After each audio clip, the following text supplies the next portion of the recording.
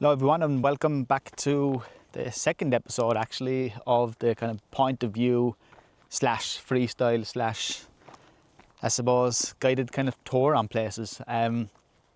This is the second episode as I just said, but today we're going to look at Macmine Castle here, and it's only about 6 miles roughly, a couple of kilometres outside of Enniscorthy, about 20 minutes from Wexford town, 25 minutes, and it's a great castle. It's very actually it came from the Norman times. A lot of that stuff is not really left anymore, but we're going to explore that as we go and have a look at it. But yeah, we'll talk into it as soon as we get more. But as you can see, here it is now.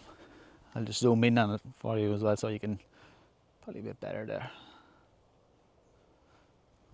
There we go.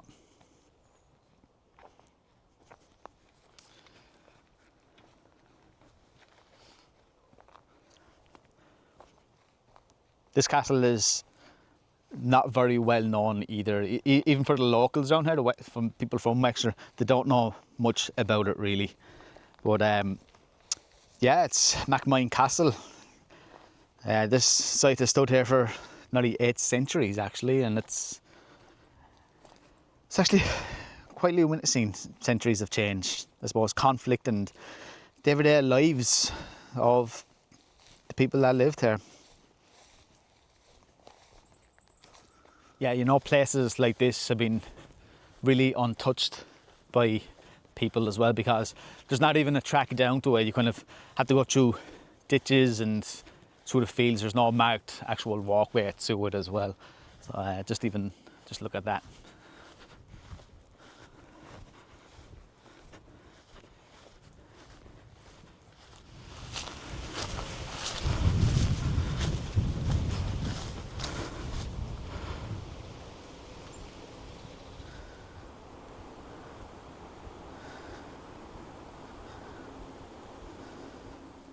Okay, so we've come to what seems to be like the only possible entrance to get in if checked around. But before we even get into the historical side of it, let's find our way in through the bushes. Let's go.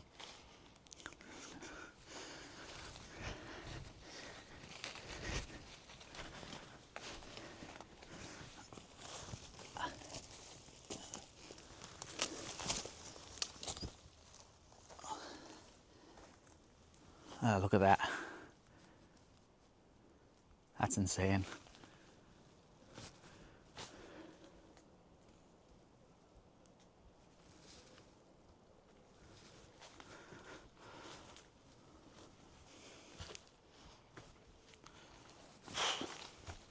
Right, let's go. Look at these arches here as well. It's just amazing. It's maybe that you could see, you could actually still see the timber on the archways around. It's amazing.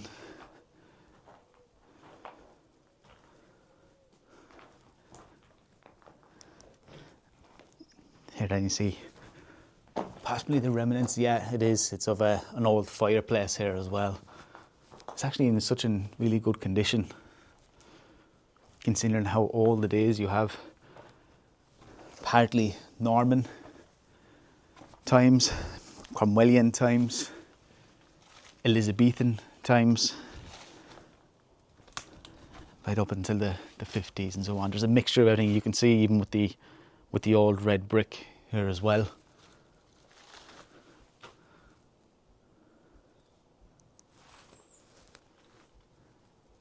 Look at that.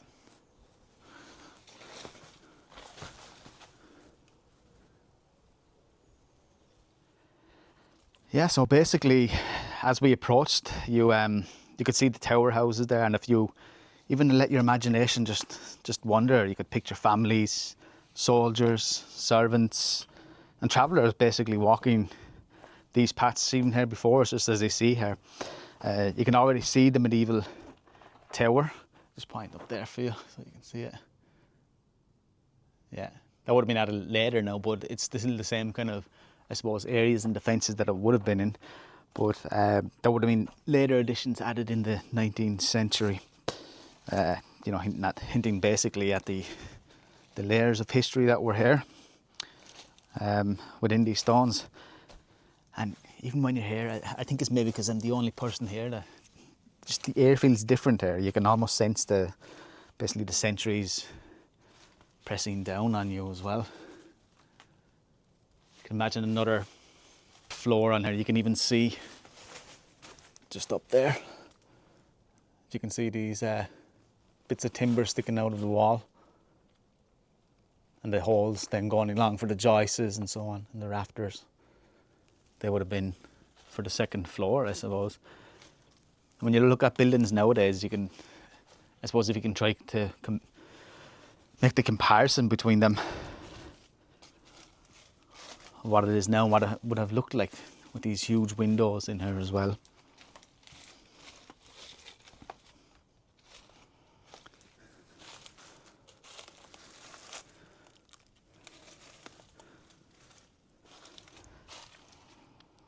Now, just even a story on it, on the Macmine Castle. Macmine Castle story begins with the Fitzhenry family, and they arrived in Ireland shortly after the Anglo-Norman invasion of 1169. Now, by 1296 roughly, John Fitzhenry held the manor of what was called then Macmine from the Earl of Pembroke. So imagine a single family establishing roots here. Usually at that case, as we've seen in other Norman settlements, there were just tower houses before actual comfort came in. There were, I suppose, warriors, landowners and local leaders balancing loyalty to the English crown here. Just even in this tower house now, just looking up at it, you can see the difference as well. You can see around the windows here, the red brick. That's how you know it obviously wasn't from the Norman era, but you can see these types of stonework here and so on. It's coming from the Norman times. And even when you put your fingers in between the joints, it's not the cement that we knew nowadays. It's, I suppose, the old cattle and wad that they used to use. But even just look at that. And as you can see, maybe you can see it's a little bit difficult to see, but just under the window line here, you have the little holes again for the staircase that would have went up and spiraled. The different floors, different windows. And the roof is obviously gone, but you can, maybe if I zoom in there for you, up on that little part there, you can see more stonework as well, probably to reinforce it, stop it from collapsing. But this would have been the medieval tower, because you notice the difference, because it's old stonework and not brickwork in it. Yeah, basically walking along these walls, you can picture medieval life unfolding. You know, children playing, servants working, soldiers protecting the area on duty, all within the safety and protection of these stones. And of course, everything that you see here now, you know, wouldn't have existed back then, of course, but it's still on the same ground. They still would have walked these same lands.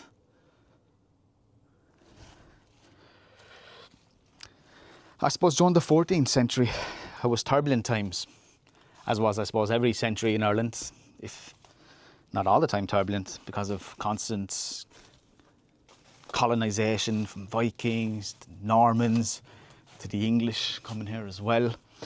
The Fitzhenrys basically faced feuds even within their own family. I mean, like the Macmine and the Kilcavan branches, they had all the feuds. Now, land disputes, basically, pride and rivalry often led to conflict, and in, I believe it was 1356, John Fitzhenry was called to provide soldiers to the English colony, highlighting the military role the family played, you know, alongside estate management as well. So basically, standing here among these battlements, you can almost hear the clash of, you know, steel and the commanders and officers, the urgency of defending, I suppose, their family and home. But again, it's just so quiet and abandoned and eerie now that it's, I suppose it can be hard to picture it, but once you're here and actually just be in silence, you kind of can. And here now we have something very interesting.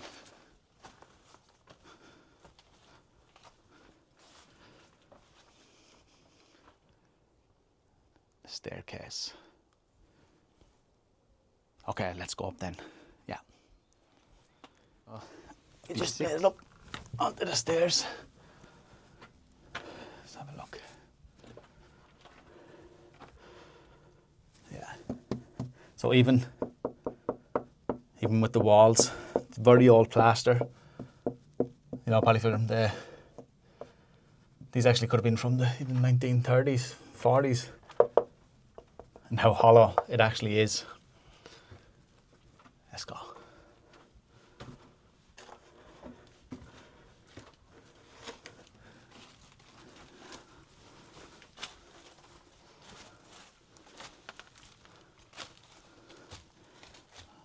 Look at that. Basically on the first floor. And as you can see, around this area, again, the medieval age stonework. This would have been the original as well. And if you can see, I'll just zoom up for you at the very top, up there. There we go, I'll just zoom up.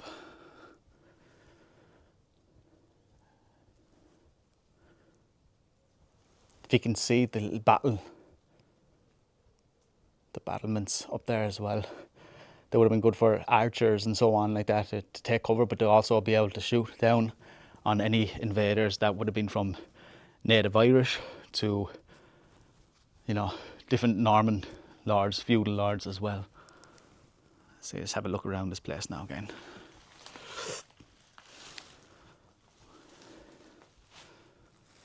There you can see the old fireplace, probably a limestone cap on it. And you can see with the markings on it here of the chisel work that would have went on. And this little thing here, as you can see, like that would have been contained probably for the second floor. So your beams would have run along that, all along the wall, just basically underneath the window level. And there's one of the turrets, just above us. But this would have been one floor here, basically, where you can see all of these, and then the windows just above it as well. So here's your turret.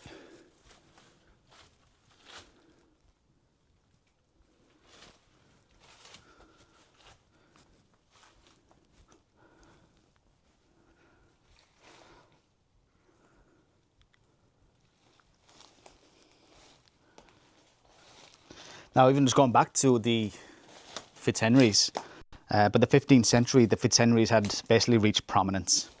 And John Fitzhenry actually became a head prior of the Knights Hospitallers in 1419. He was holding immense local and religious influence in the area. And the oldest surviving parts of this castle were likely built, I suppose, it would have been around 1429 actually. You know, the subsidy for tower construction actually came from the Dublin Pale. And I suppose as you saw, when you just look closely at the stonework as well, the careful placement of, I suppose, each block, and as we saw here as well, you know, with each stone work, the careful placement of them, was just defensive windows. Had sturdy foundations as well. Look at that.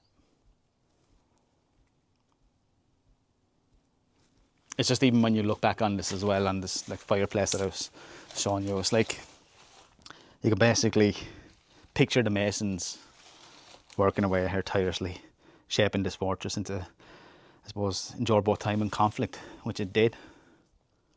Yeah, so we basically come to as far as we can go with the stairs, but you just look up here, and I would have continued on right up to the top, because up at the top it's kind of hard to see now, just in there.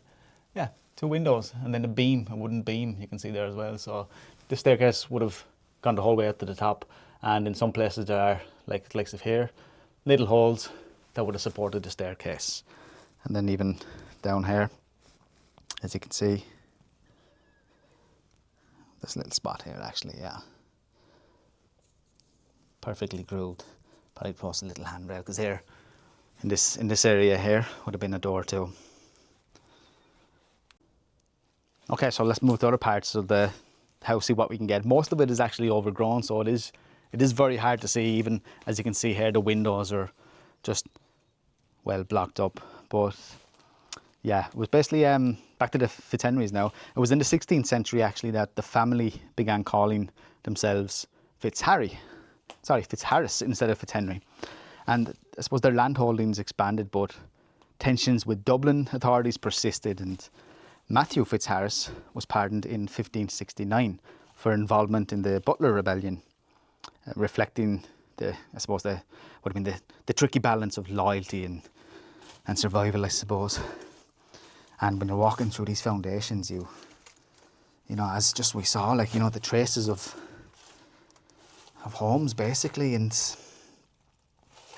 you know, against there were threats. It's actually this staircase now actually is a threat to me, so we'll take our time going down. But the Fitzhenry's final chapter actually didn't come during the Irish. They did come during the Irish Confederate Wars.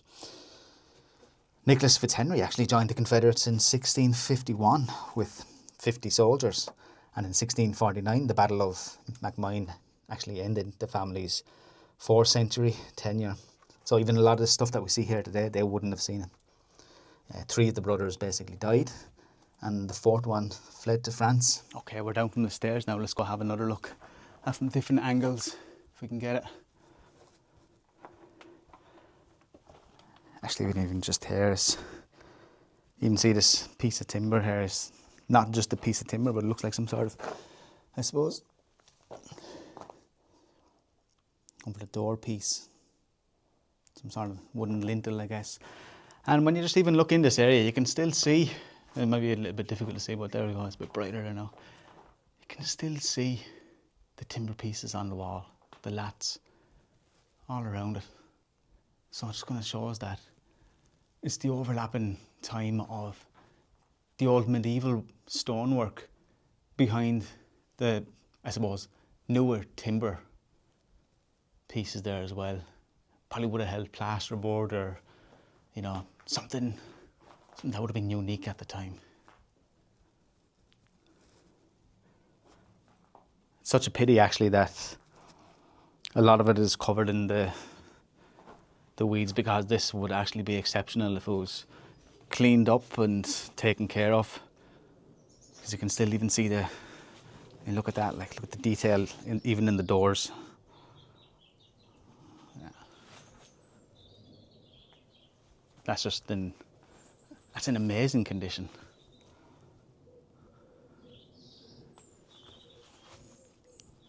The height of these windows as well, and doorways. Just look at that.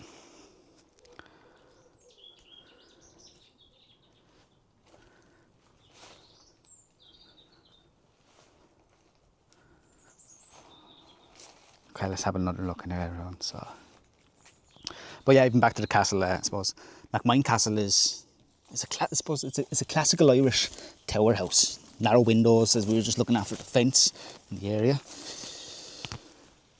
and yeah, thick stone walls for protection, and later 19th century additions. And at this time, I suppose, they would have been blending style and comfort. And we noticed how the fireplaces were staircases and stonework to tell, I suppose, the story of different people adapting the fortresses to live, work and survive across the centuries. Now, even in 1915, the Irish Benedictine nuns actually fleeing Ypres in Belgium, and they came out during World War I because they arrived at Macmine, and thanks to actually a Wexford politician by the name of John Redmond, he was the Home Rule politician, they ran a boarding school and held Ireland's first, I suppose, Abbatiae Benediction in 1919, appointing Dame Manre Ostein as abbess. So you can imagine just all of these women working here. teaching, praying, and bringing life basically back to this place. However, it was around 1920 or so that the nuns then actually moved to Kynemore Abbey due to, the cold, drafty conditions. Some graves were actually relocated as well. Yet their time at Macmine left, I suppose, a lasting imprint. The castle's layered history, as we've just seen, made an everlasting imprint. Yeah, I suppose you can see from medieval battles, religious refuge, making it unique. And walking here, you can, I suppose, just kind of hear kind of how it would have been. These forests would have been so lively as well. And it was actually just on my way in here, because this place is on private land. I asked the landowners, and Rory Dunn is his name, and he recalls playing, near former burial ground, playing football near former burial grounds in 1950. Ghost stories, hidden treasures, whispers make the past of Macmine feel alive. I suppose human stories passed down through the generations, I suppose, give this castle a unique story for the history books. It's just, I suppose, kind of hard to imagine that this place here was such a strategic location. It was no accident that this place was built here. Slaney River is not far from here. I would have controlled the river. I would have controlled the lands around it, any taxes that were due, any disputes that were going on. It was a very unique location that way. It wasn't just random. Macmine Castle is more than just stone and rubble. It's a living chronicle of Ireland's history, from Fitzhenrys and Fitzharrises to Benedictine nuns, and from battles to quiet contemplation. This site really has preserved centuries of human experience. And that comes to the end of, I think, the second episode of this Point of View playlist. Thanks very much for joining me. And if you could take, I suppose, a moment to imagine the countless live stories and even the voices that have passed through these walls, it's really reminding us that history is not just in books, but alive in the places where it unfolded, really. So, once again, thanks very much for joining. And if you like this kind of content, I'd really appreciate if you could subscribe, give it a like, and at least that way I can reach a broader audience. So thanks very much, and see you in the next episode.